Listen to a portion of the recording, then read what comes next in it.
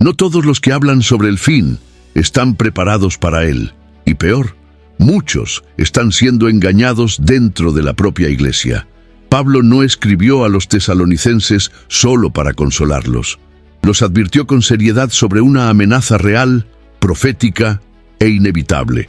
Un enemigo que surgirá con apariencia de piedad, realizará señales sobrenaturales y tomará para sí el lugar que pertenece solamente a Dios.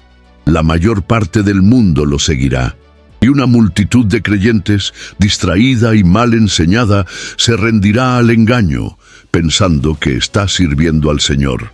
Lo más aterrador, esta revelación no es sobre algo distante, ya está en movimiento. Si valoras una fe que no se contenta con la superficie y quieres caminar firme en medio de tanto engaño, aprovecha ahora y suscríbete al canal.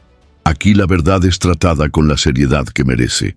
El escenario en el que Pablo escribe su segunda carta a los tesalonicenses está marcado por incertidumbres, rumores y ansiedad colectiva. La joven iglesia de Tesalónica, aún en sus primeros pasos en la fe, ya enfrentaba persecuciones y desafíos internos. Entre los creyentes surgían rumores de que el día del Señor había llegado, lo que generaba confusión y miedo. Algunos estaban abandonando sus rutinas, paralizados por la falsa idea de que el fin era inminente. Otros, tomados por una especie de desesperación escatológica, dejaban de trabajar, esperando que en cualquier momento los cielos se rasgaran. Esta atmósfera de tensión revela lo mucho que una mala comprensión de la profecía puede generar desequilibrio espiritual. Dentro de este contexto perturbado, también había el problema de la manipulación de informaciones. Mensajes, posiblemente falsificados en nombre de Pablo, estaban circulando entre los hermanos, como si fueran palabras autorizadas del apóstol. La falsedad se infiltraba sigilosamente en la comunidad, haciendo parecer que el propio Pablo había confirmado la llegada del juicio final. Este detalle es fundamental para comprender el tono firme y pastoral de la carta. Pablo no solo corrige doctrinas, él apacigua corazones, rescata la verdad y restaura el sentido de propósito de la iglesia. Él sabía que el miedo paralizaba, mientras que la verdad libera y fortalece. El comportamiento de algunos creyentes, movidos por estas noticias alarmantes, evidencia cómo el pánico espiritual puede minar la fe práctica. Muchos ya no veían sentido en seguir con sus trabajos o responsabilidades. Si el Señor ya hubiera vuelto, ¿qué valor tendrían sus rutinas? Este tipo de pensamiento revela un error común: confundir la expectativa por la venida de Cristo con el abandono de la vida cristiana cotidiana. El Evangelio no nos invita a la fuga, sino a la fidelidad hasta que Él venga. Y es esta fidelidad la que Pablo quiere reavivar en el corazón de los tesalonicenses. En lugar de reprender duramente, Pablo elige el camino de la instrucción, demostrando el cuidado de un padre que corrige a sus hijos con firmeza y amor. Él no trata el error como herejía intencional, sino como confusión espiritual, fruto de engaño. Esto nos enseña algo precioso. Cuando lidiamos con hermanos que han sido mal orientados, la corrección debe venir acompañada de compasión. La verdad sin amor puede herir, pero la verdad con gracia restaura. Es dentro de este ambiente de expectativa distorsionada que Pablo comenzará a revelar verdades profundas sobre el futuro. Él no desconsidera la urgencia de los tiempos, sino que reorienta los ojos de la iglesia, alejándolos del miedo infundado y llevándolos hacia la esperanza fundamentada. Lo que él va a declarar a continuación es un llamado a la vigilancia, no al pánico. Con el corazón pastoral de quien conoce las Escrituras y ama su comunidad, Pablo responde a los rumores con una claridad que desmantela los equívocos que dominaban la iglesia. Él afirma categóricamente que el día del Señor aún no había llegado y que, Antes de su manifestación, eventos específicos e inconfundibles tendrían que ocurrir. Esta verdad, encontrada en 2 Tesalonicenses capítulo 2, del versículo 1 al 3, reposiciona a los creyentes en el tiempo profético. Pablo declara que habrá primero una apostasía y la revelación del hombre del pecado.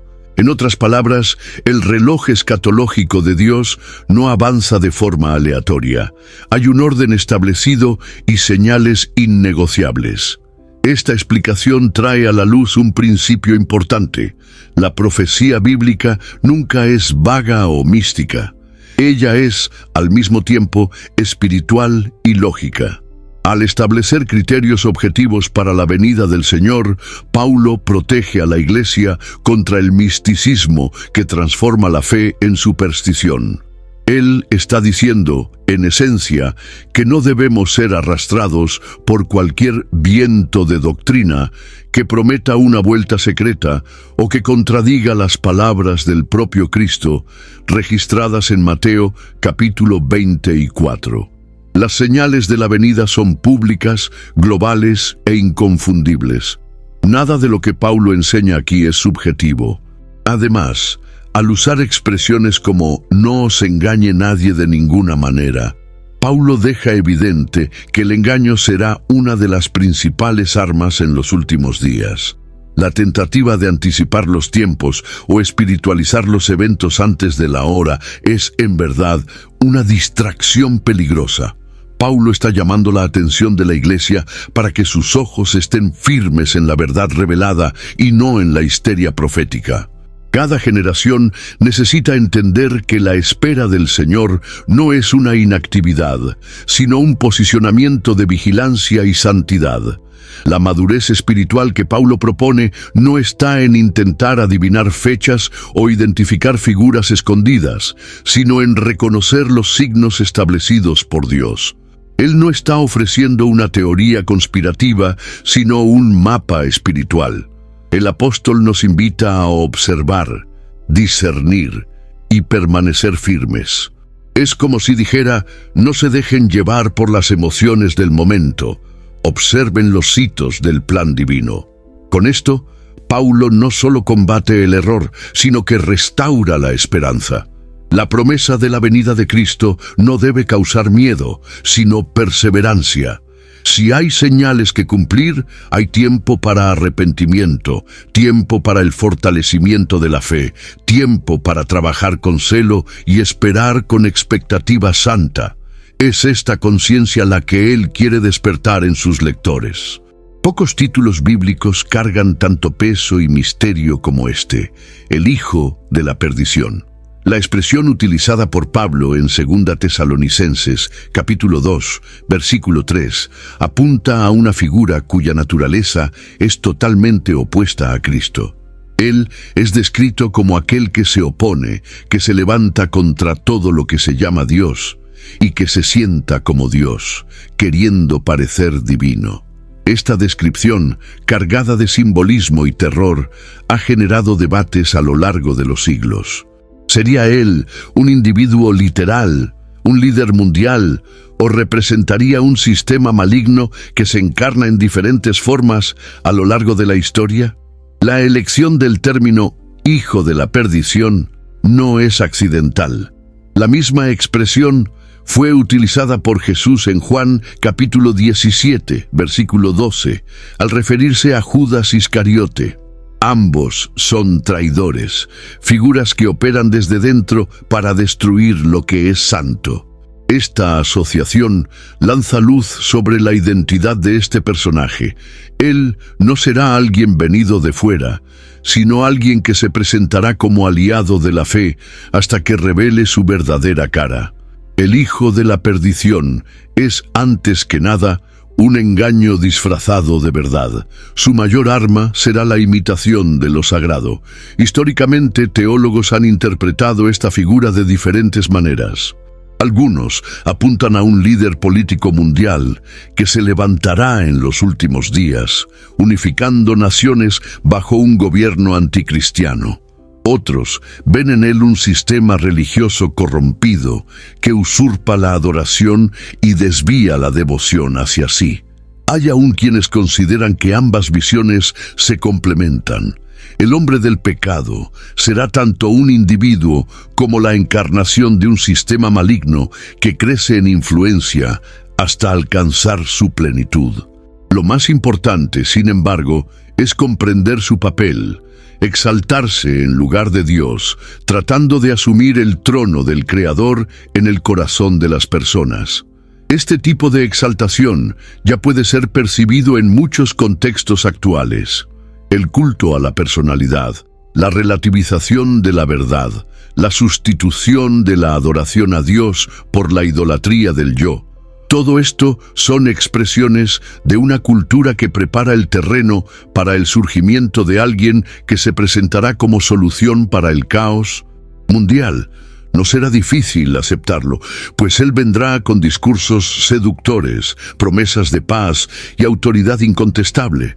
El mundo, cansado de guerras y divisiones, deseará un Salvador, pero este será falso y su esencia será destructiva.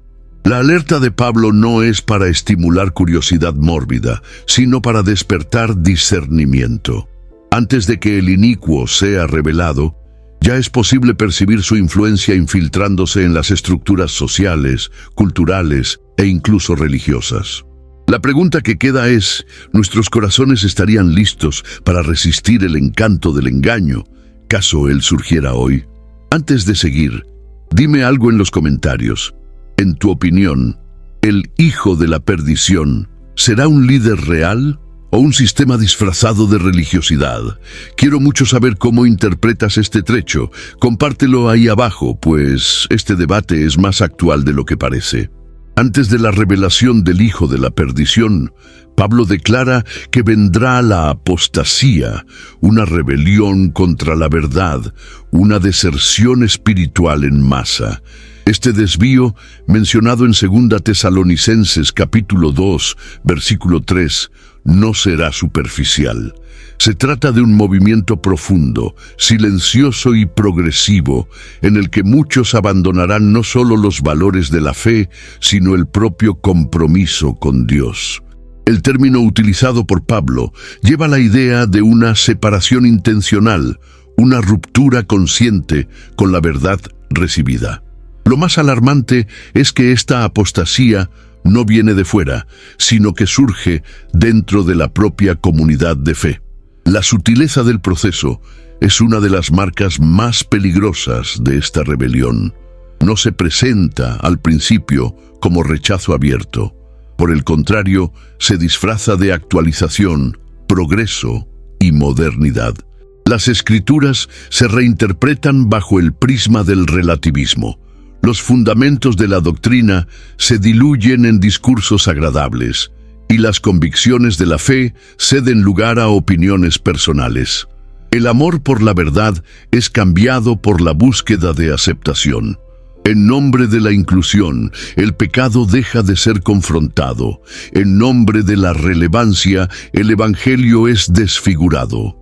Esta decadencia espiritual no debe ser tratada como un deslizamiento colectivo, sino como una señal profética de que los tiempos están siendo acelerados. Pablo no habla de la apostasía como algo eventual, sino como una marca inevitable de los últimos días. La carta de 1 Timoteo, capítulo 4, versículo 1, confirma esta idea al afirmar que en los últimos tiempos algunos apostatarán de la fe, prestando atención a espíritus engañadores y a doctrinas de demonios. Es una rebelión que se establece en la mente, se enraiza en el corazón y se manifiesta en actitudes que desafían directamente los preceptos de Dios. Este proceso genera un efecto devastador en la comunidad. La confianza entre hermanos se quiebra. Los líderes espirituales se convierten en objetivos de constantes cuestionamientos y la comunión se enfría. En medio de la apostasía, crece la intolerancia contra la verdad y el malestar ante la santidad. Quien permanece fiel pasa a ser visto como anticuado, radical o incluso intolerante. Es un tiempo en que la verdad será perseguida no solo por el mundo, sino por aquellos que un día dijeron amar la verdad. Pablo nos alerta para no ser sorprendidos por esta realidad. La apostasía no es el fin de la iglesia, sino el tamiz de Dios. Ella revela quién está firme sobre la roca y quién ha edificado sobre la arena. En medio del abandono colectivo, los fieles serán llamados a permanecer firmes, incluso cuando estén en minoría. Y en esa resistencia silenciosa, Dios será glorificado. El lenguaje utilizado por Pablo al describir al hijo de la perdición revela algo profundamente simbólico y aterrador. Él se sentará en el templo de Dios, queriendo parecer Dios. Esta afirmación, en 2 Tesalonicenses capítulo 2, versículo 4, ha provocado diversas interpretaciones a lo largo de los siglos. Algunos creen que este templo es literal, reconstruido en Jerusalén en los últimos días. Otros lo ven como una representación del espacio sagrado, sea la iglesia como cuerpo colectivo, sea el propio corazón humano. Lo que no se puede ignorar es el significado de esta entronización. Se trata de una usurpación de la gloria divina, un intento diabólico de sustituir al Creador por la criatura. Esta autoexaltación del hombre del pecado es el ápice de la rebelión. Él no se contenta con oponerse a Dios, desea ser adorado en su lugar. Es el mismo espíritu que operó en Lucifer, como se registra en Isaías capítulo 14, versículo 13, cuando dijo: «Subiré al cielo y seré semejante al Altísimo». Lo que vemos es una repetición del orgullo original, ahora encarnado en una figura humana o sistema global, que exigirá para sí el honor que pertenece solamente al Señor. El templo, sea físico o simbólico, se convierte en escenario de un afrontamiento público contra Dios. La simbología del templo no puede ser tratada con superficialidad. A lo largo de las Escrituras, el templo siempre ha sido el lugar de la presencia divina, del sacrificio y de la comunión entre Dios y los hombres. Al colocarse allí, el inicuo no solo ocupa un espacio físico, sino que corrompe el concepto más sagrado de la adoración. Crea una falsa espiritualidad, una religión sin cruz, una fe sin arrepentimiento. Se trata de una liturgia profanada que seduce con apariencia de piedad, pero niega el poder de la santidad. Este dominio sobre el templo apunta a una crisis profunda en la esfera de la adoración. Ya no se adora en espíritu y en verdad, como enseñó Jesús en Juan capítulo 4, versículo 24. Ahora, la adoración se convierte en espectáculo, culto a la personalidad, adoración a la imagen. Las multitudes son atraídas no por el Cordero, sino por promesas de poder, prosperidad y visibilidad. El altar es cambiado por escenarios. El mensaje de la cruz es sustituido por eslóganes de autoayuda. El templo se convierte tristemente en un trono de vanidad. Incluso ante esta profanación, Pablo deja implícito que Dios aún está en control. El trono usurpado no es señal de derrota, sino parte del escenario que precede a la intervención divina. El Señor permite que el mal se manifieste hasta el límite determinado, no para glorificar al inicuo, sino para exponer su ruina.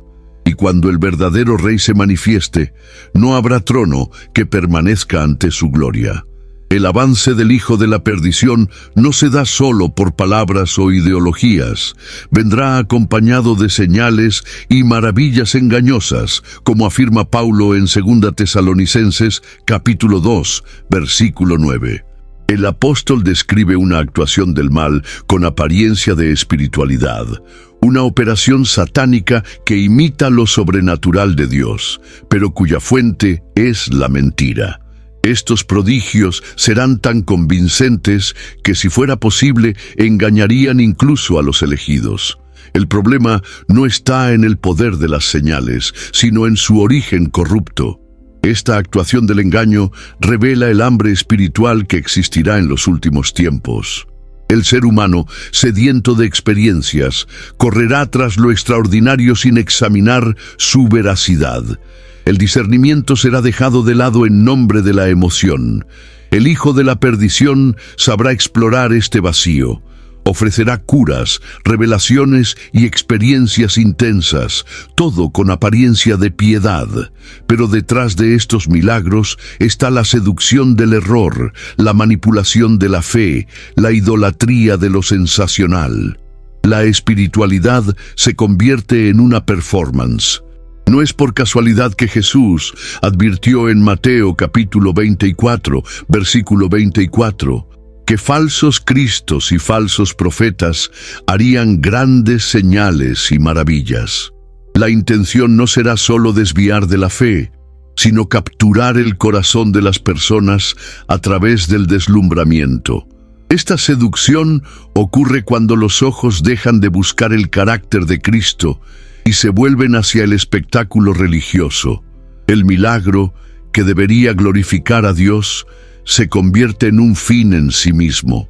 Y muchos, fascinados por resultados inmediatos, olvidarán el fundamento de la verdad. Paulo revela que estas manifestaciones serán permitidas por Dios como juicio sobre aquellos que rechazaron la verdad.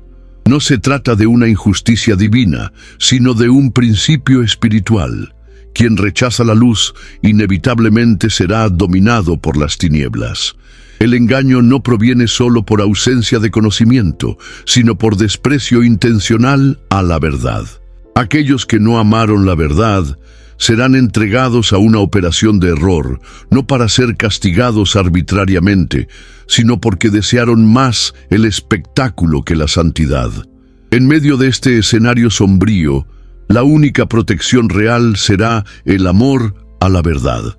Más que discernimiento intelectual, será necesario tener un corazón alineado con el carácter de Dios. En un tiempo en que los ojos verán muchos prodigios, será el Espíritu quien revelará lo que proviene de lo alto y lo que es mera escenificación. Solo aquellos que estén fundamentados en la palabra no serán movidos por señales, sino por la certeza de quién es el verdadero Cristo. En el centro de la revelación escatológica de Pablo hay un detalle que intriga a los estudiosos desde hace siglos.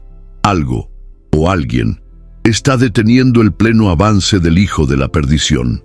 En 2 Tesalonicenses capítulo 2, versículo 7, Pablo afirma que el misterio de la injusticia ya opera, pero hay quien lo detiene hasta que sea apartado. La pregunta que naturalmente surge es: ¿qué o quién está sosteniendo el avance final del mal? Esa figura enigmática llamada simplemente lo que lo detiene actúa como una barrera espiritual invisible, impidiendo que la manifestación del inicuo alcance su plenitud antes del tiempo determinado por Dios. Diversas interpretaciones han sido propuestas a lo largo de la historia. Algunos creen que lo que detiene es el Espíritu Santo, que actúa a través de la Iglesia en la tierra como sal y luz, limitando las tinieblas. Otros apuntan hacia la autoridad civil y las estructuras de orden que Dios ha instituido en el mundo, como se menciona en Romanos capítulo 13, versículo 1. También hay quienes asocian esta fuerza detentora con el propio plan soberano de Dios, que establece los tiempos y las estaciones, impidiendo que el mal sobrepase los límites que Él mismo ha determinado. Independientemente de la interpretación, el punto central permanece: el mal está limitado por la soberanía divina. Es fundamental entender que el inicuo no es una fuerza autónoma o fuera de control. Actúa dentro de un espacio permitido y su avance depende de la eliminación de lo que lo frena. Esto nos revela que incluso en los tiempos más oscuros hay una mano controladora que rige todas las cosas. La historia no avanza hacia el caos sin rumbo, sino que se mueve según los decretos del Altísimo. El mal no tiene libertad absoluta. es un siervo involuntario de los propósitos eternos, y esto debe llenar el corazón de los creyentes de confianza. La presencia de este freno espiritual también revela la misión de la Iglesia mientras esté en este mundo. No estamos aquí solo para esperar el regreso de Cristo, sino para resistir el avance de las tinieblas. Nuestra oración, nuestra predicación, nuestra comunión y santidad son instrumentos a través de los cuales el mal es contenido. A medida que la Iglesia debilita su vigilancia, el inicuo gana espacio. Pero mientras haya fieles firmes en la verdad, el avance del mal encontrará barreras. El Espíritu Santo, operando en medio del pueblo de Dios, es la presencia que incomoda, que denuncia y que retrasa la obra del enemigo. Pero Pablo también indica que habrá un momento en que ese detentor será retirado, no por derrota, sino por cumplimiento profético. El escenario será entonces preparado para que el inicuo se revele plenamente. Esto no es motivo de temor, sino de preparación. Quien comprende que la retirada del freno es parte del plan de Dios, también entiende que la revelación del mal será el preludio de la manifestación gloriosa del Señor. Llegará el momento en que el velo será retirado y el inicuo será plenamente revelado. Esta manifestación pública, mencionada por Pablo en 2 Tesalonicenses, capítulo 2, versículo 8, marca el punto de inflexión en la cronología de los últimos días. Lo que antes estaba oculto, actuando en la trasescena, asumirá su identidad ante el mundo. No se tratará más de especulaciones o sombras, sino de una exhibición descarada del espíritu anticristiano, ahora encarnado en forma visible y operativa. La revelación no será sutil, será impactante, global y evidente. Esta revelación ocurre porque los límites establecidos por Dios habrán sido temporalmente suspendidos. El mundo, habiendo rechazado la verdad y abrazado el engaño, estará espiritualmente vulnerable para acoger al falso Mesías. La adoración desviada, la sed de soluciones inmediatas y el abandono de la verdad prepararán el terreno para esta aparición. El inicuo surgirá como respuesta al caos, como una supuesta alternativa a la crisis, prometiendo unidad, paz y seguridad. Pero su reinado será de mentira, su autoridad será usurpada y su influencia será destructiva. Sin embargo, esta manifestación no ocurrirá fuera del control divino. Pablo afirma que aquel que será revelado es el mismo que será destruido por el soplo de la boca del Señor Jesús. Esto nos muestra que su aparición tiene fecha de caducidad. Surgirá solo para cumplir el papel que le fue designado como instrumento de juicio. La revelación del inicuo, por más impresionante que parezca, no será el auge del poder del mal, sino el presagio de la caída inevitable. Su ascenso será breve, su dominio será inestable y su ruina será definitiva. La Biblia ya había señalado eventos similares en otras épocas. El libro de Daniel capítulo 7 presenta un pequeño cuerno que habla con arrogancia, hace guerra contra los santos e intenta cambiar los tiempos y la ley. Esta figura altamente simbólica anticipa el espíritu del inicuo que será revelado en los últimos días.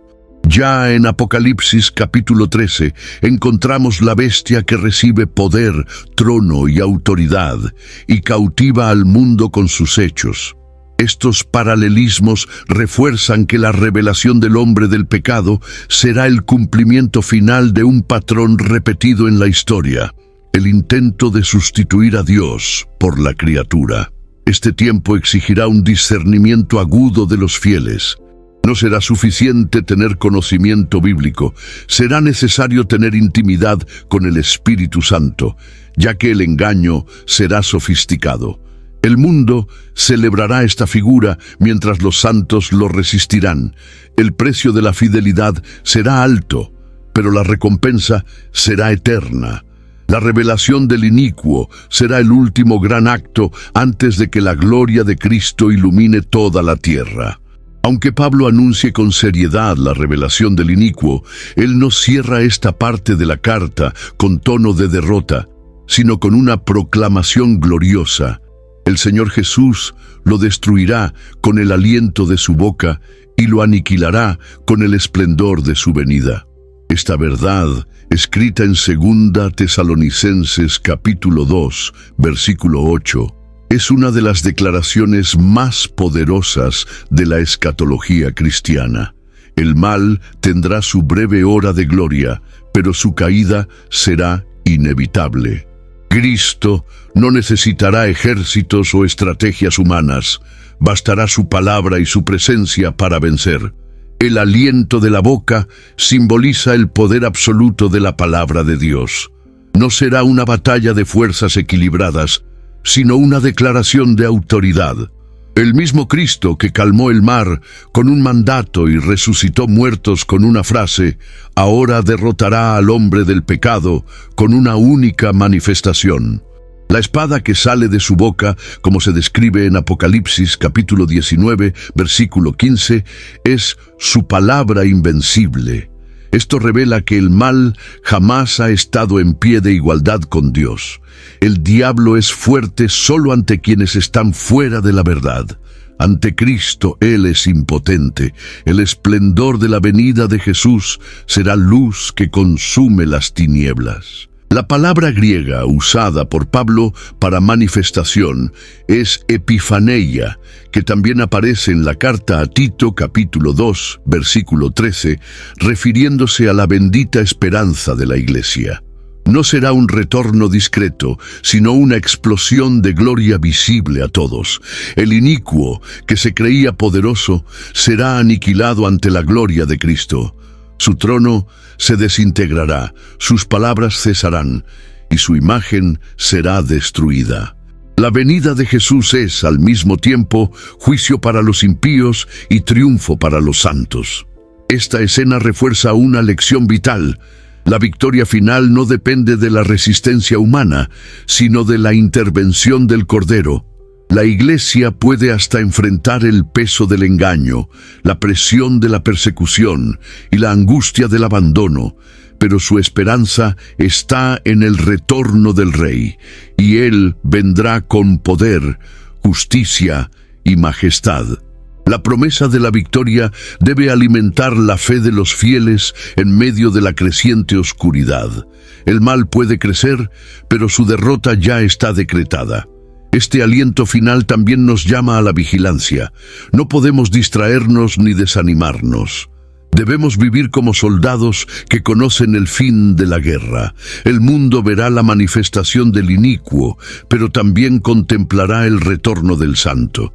Y cuando Él venga, cada rodilla se doblará, y toda lengua confesará que Jesús Cristo es el Señor, para la gloria de Dios Padre.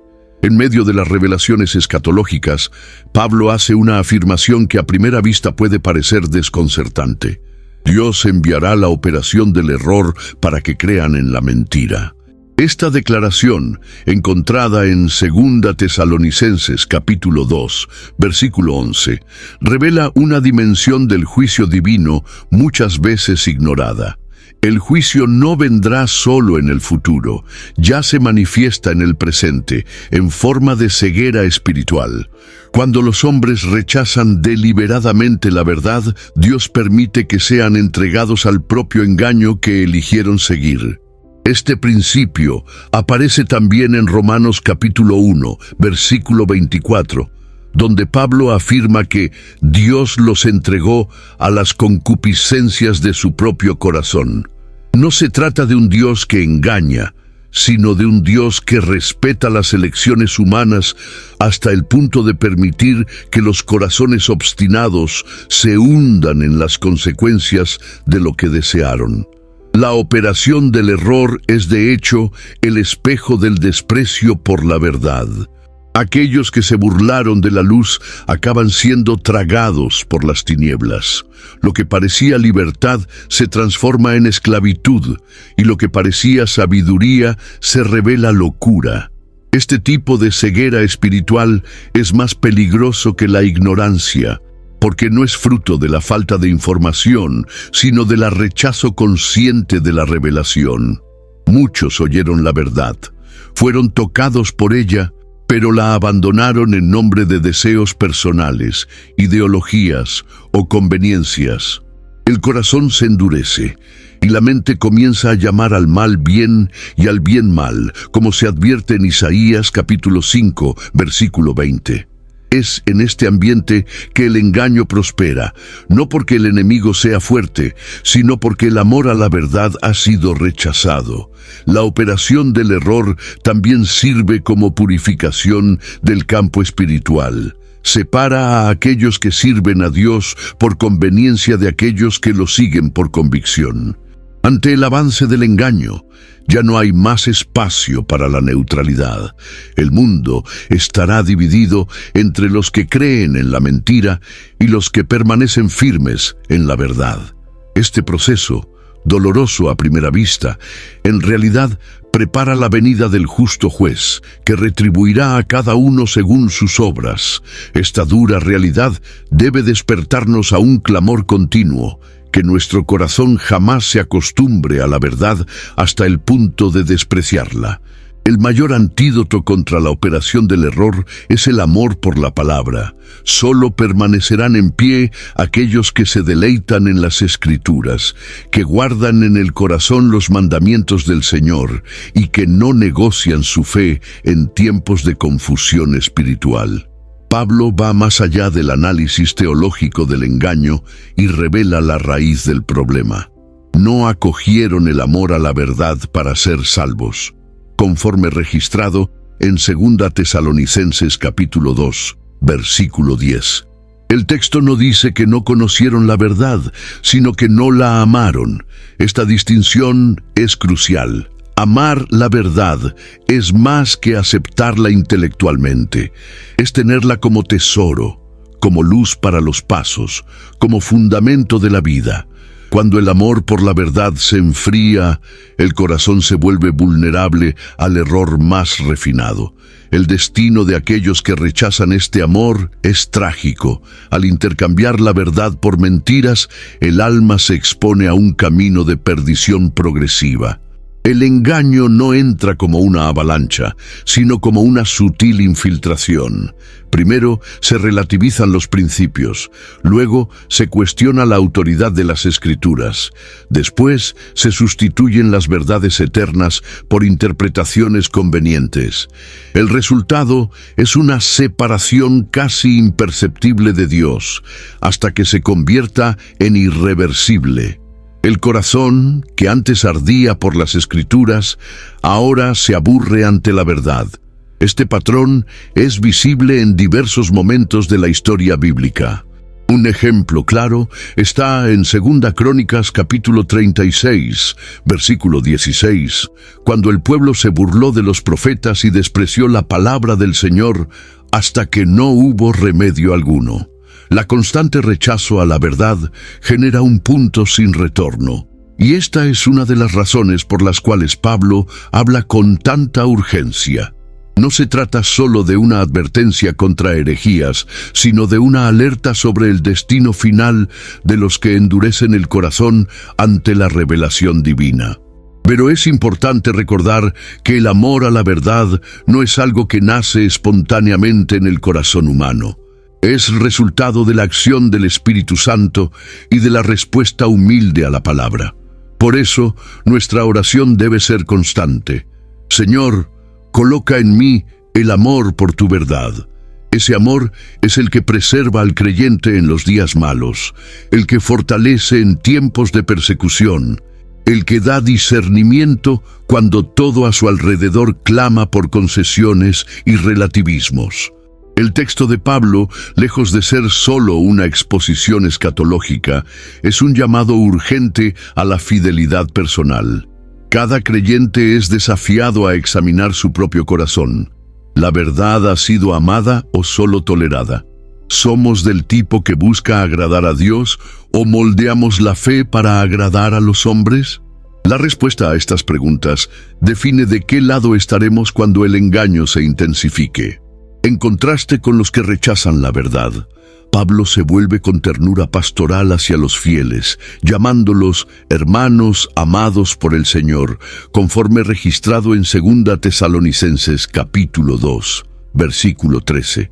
Afirma que desde el principio Dios los eligió para la salvación, mediante la santificación del Espíritu y la fe en la verdad. Esta declaración no es solo doctrinal, es profundamente consoladora.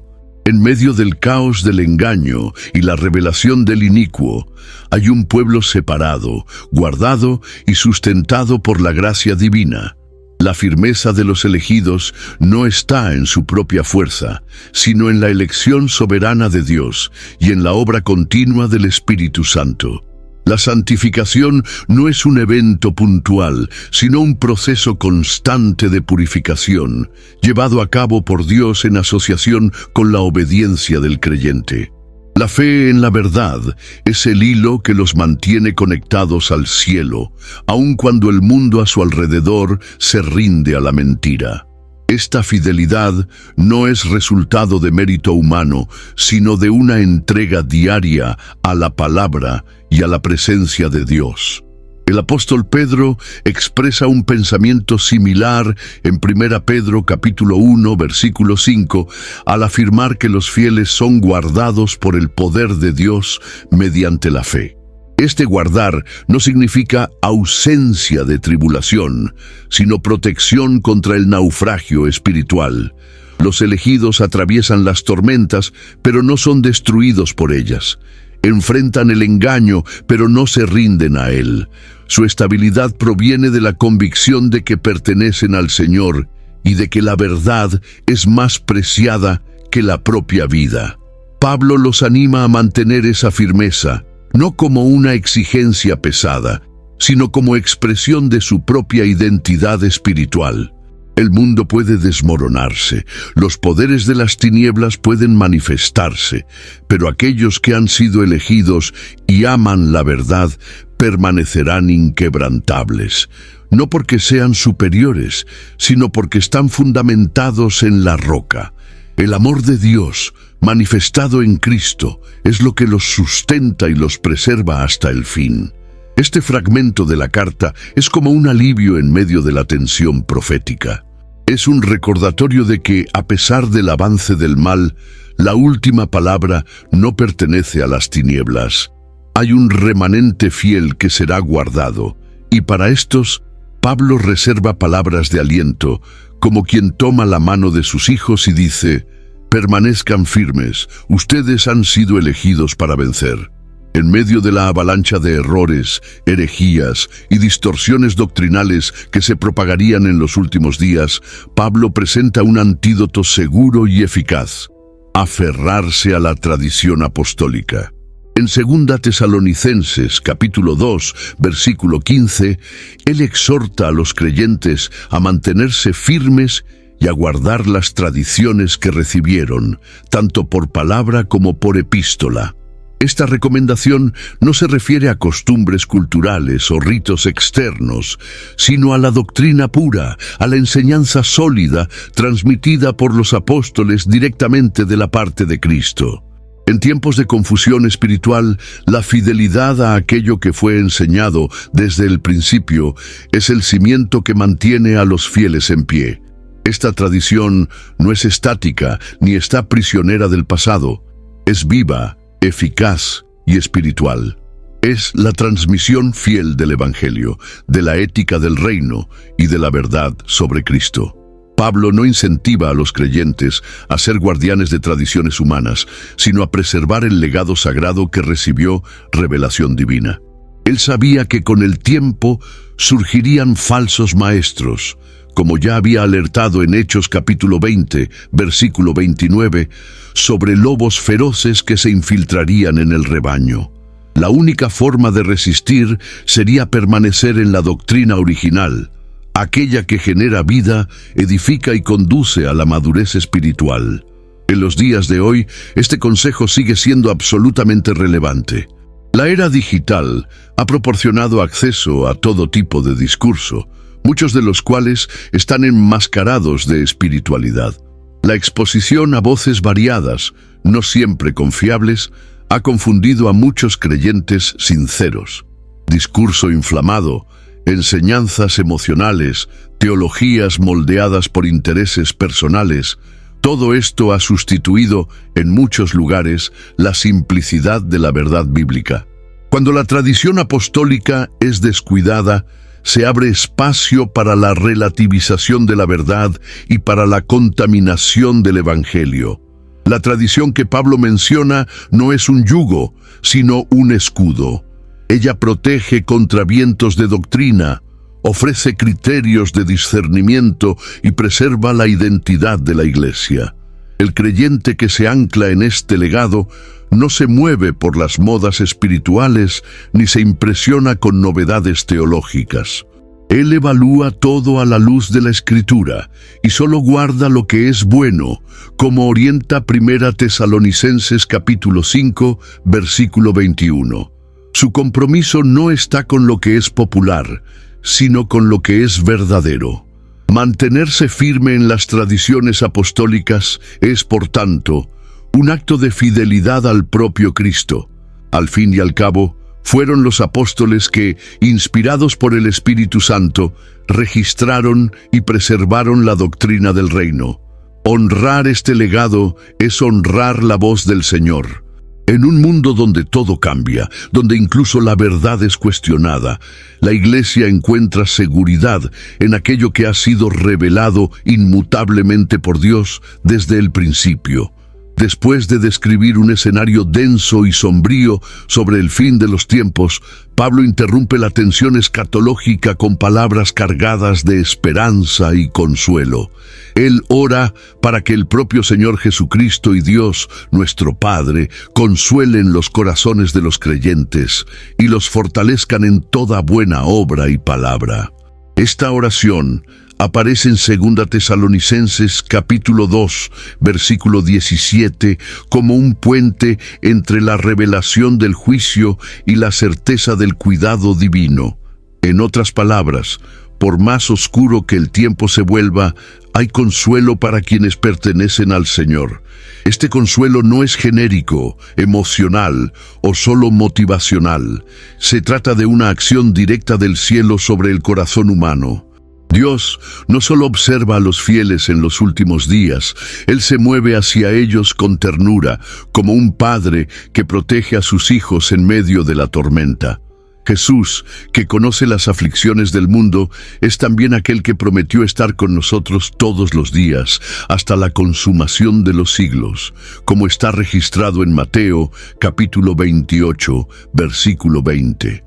Su presencia es el mayor antídoto contra el miedo y la opresión espiritual. El consuelo divino se manifiesta de diversas formas, en la paz que sobrepasa todo entendimiento, en la certeza de la salvación, en la fuerza para resistir al pecado y en la esperanza de la eternidad. Él no elimina la lucha, pero ofrece un apoyo inquebrantable durante ella. El Espíritu Santo, llamado Consolador en Juan capítulo 14 versículo 16, actúa continuamente para mantener los corazones firmes, incluso cuando todo a su alrededor se desmorona.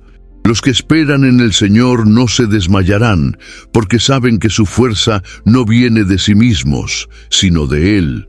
Esta verdad necesita ser proclamada con énfasis en los días actuales.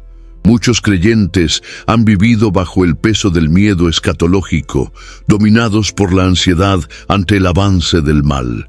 El mensaje de Pablo es un recordatorio poderoso. El consuelo de Dios no vendrá solo al final, sino que está disponible ahora.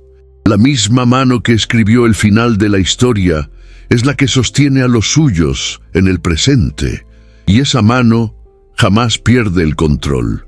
El consuelo divino, por tanto, es más que alivio emocional. Es sustento espiritual. Es combustible para continuar sirviendo, predicando, orando y amando, incluso en medio de la apostasía y la persecución.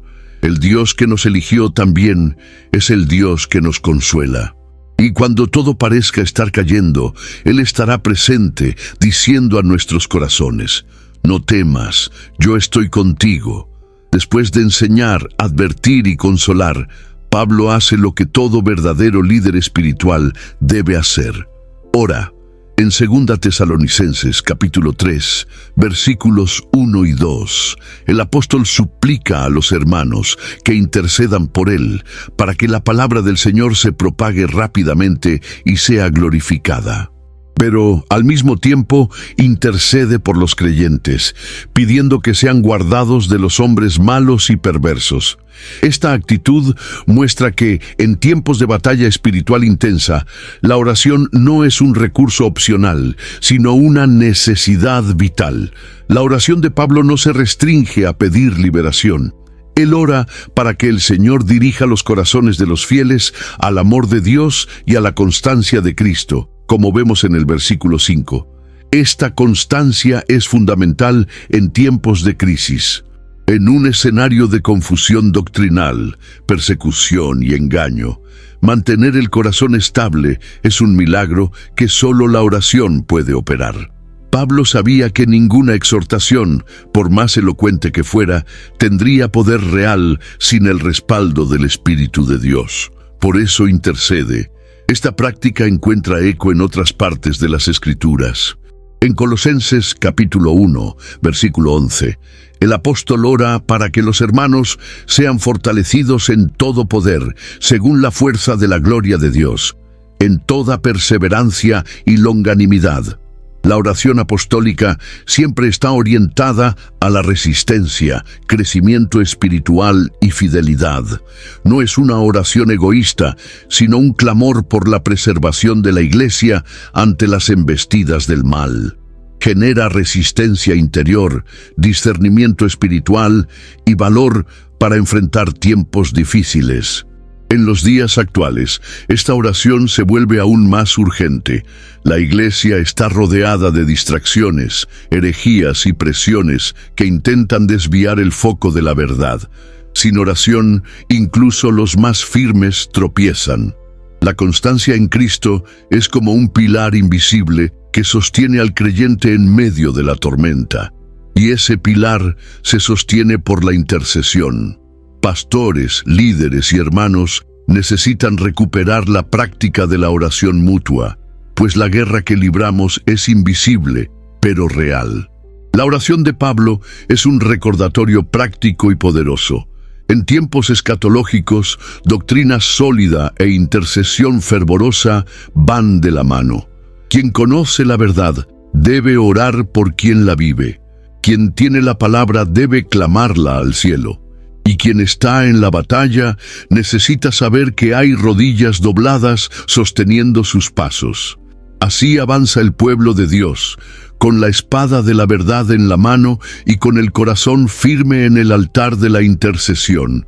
A pesar de las grandiosas revelaciones sobre el fin de los tiempos, Pablo dirige sus ojos a cuestiones prácticas de la vida cristiana, mostrando que la espiritualidad auténtica también se manifiesta en la forma en que conducimos el día a día. En 2 Tesalonicenses capítulo 3, versículos 6 a 11, él advierte severamente contra la ociosidad entre los hermanos. Algunos, influenciados por interpretaciones erróneas sobre la vuelta de Cristo, habían abandonado sus responsabilidades y se habían vuelto desordenados, esperando pasivamente el fin. Pablo los reprende con firmeza, recordando que ni él ni sus compañeros actuaron así cuando estuvieron entre ellos. La vida cristiana no se compone solo de espera, sino de trabajo fiel mientras se espera. El apóstol recurre a su propio ejemplo, diciendo que trabajó con esfuerzo para no ser una carga para nadie, incluso teniendo derecho a ser sostenido por el ministerio. Esta actitud revela el corazón de un líder que enseña con acciones. Sabía que la fe que no se traduce en responsabilidad se convierte en terreno fértil para el engaño. La ociosidad espiritual y física abre espacio para la murmuración, la distracción y la indisciplina.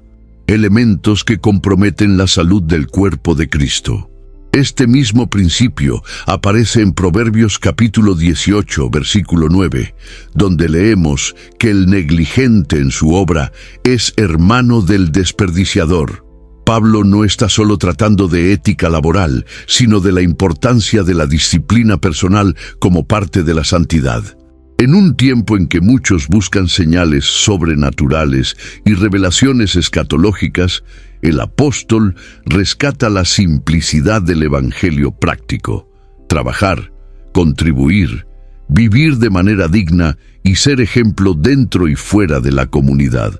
La advertencia de Pablo se vuelve aún más relevante en nuestros días.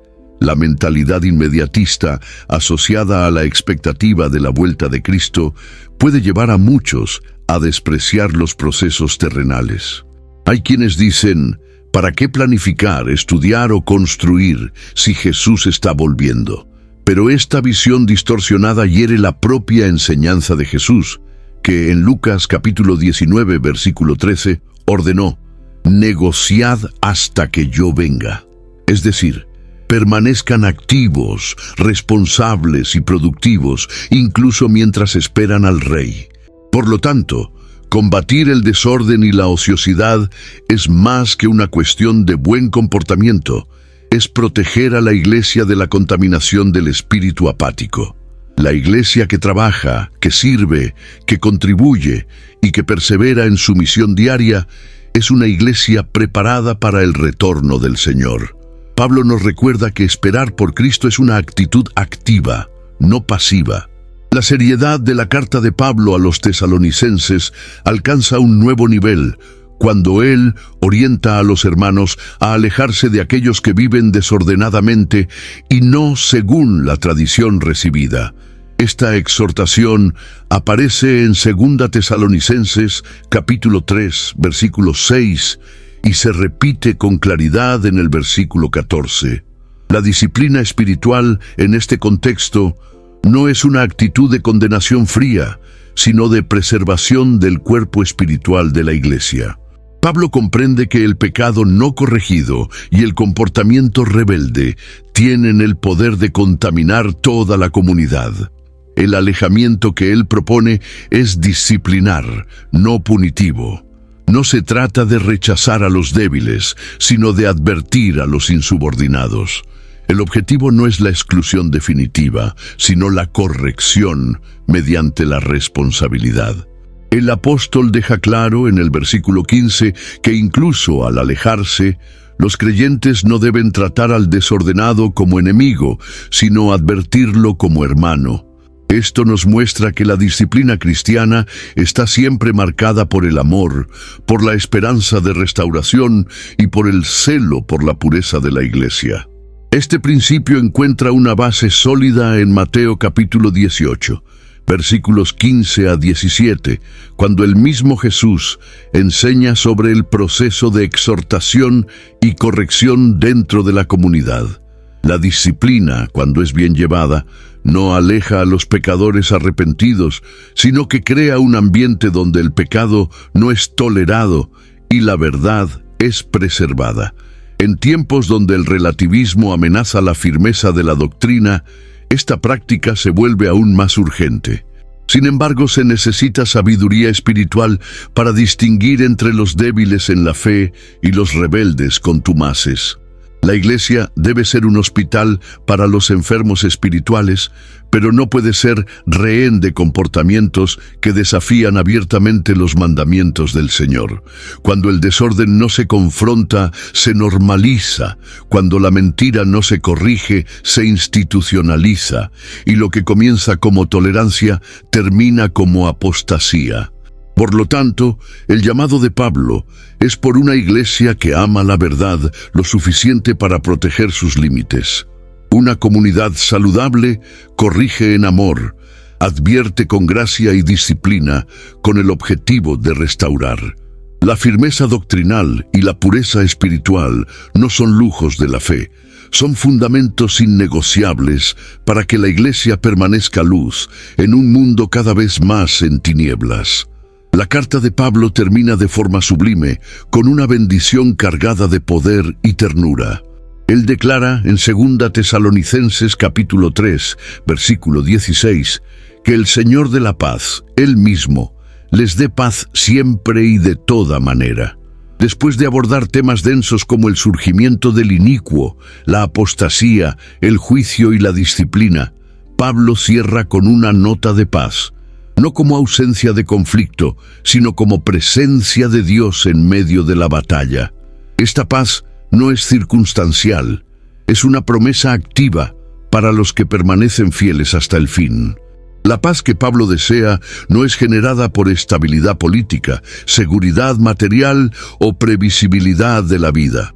Nace de la relación con el Señor de la paz. En Isaías capítulo 26, versículo 3, está escrito: Tú conservarás en perfecta paz a aquel cuya mente está firme en ti, porque confía en ti.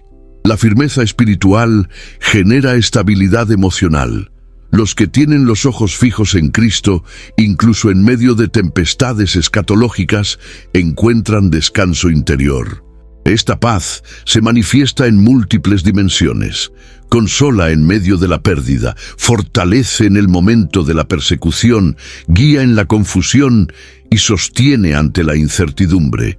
No es una paz que niega el caos, sino que prevalece sobre él. Es como un río que corre silenciosamente en medio del desierto, alimentando la esperanza de que, a pesar de las tribulaciones, el Dios de la alianza sigue en el trono. Esta paz es lo que distingue a los que conocen a Dios de los que solo lo mencionan. Pablo deja claro que esta paz viene de toda manera. Es decir, es abarcadora, eficaz, adaptable a las diversas situaciones. Ya sea en la lucha contra el engaño, ya sea en la resistencia a la apostasía, ya sea en la corrección de hermanos o en el trabajo diario, el Señor de la paz está presente, y su presencia es suficiente para sostener al creyente hasta el día glorioso de la manifestación de Cristo. La paz, en este contexto, no es el fin de la guerra, sino el consuelo divino durante el combate. Finalizar la carta con esta bendición no es un gesto poético, sino una afirmación de autoridad apostólica.